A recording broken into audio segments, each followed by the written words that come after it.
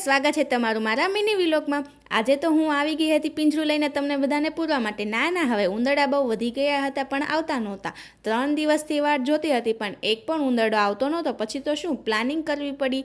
પછી તો વિચાર્યું કે લાઈને પિંજરું પકડીને જ બેઠી જાઉં। પછી તો બહુ તપ ધર્યો।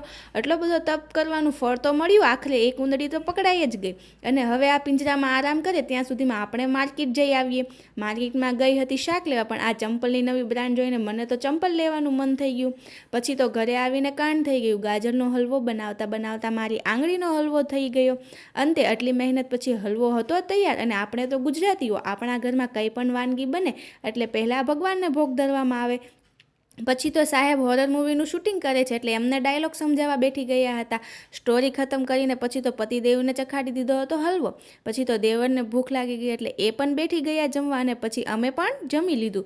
તો આજનો મારો મિની વ્લોગ કેવો લાગ્યો એ કમેન્ટ કરી દેજો। અને ફૂલ વ્લોગ આવી ગયો છે મારી યુટ્યુબ ચેનલ પર, જે તમે જોવાનું ના ભૂલતા। તો આજ માટે બસ એટલું જ તે। હવે મળીએ આપણે નેક્સ્ટ મિની વ્લોગમાં। રાધે રાધે।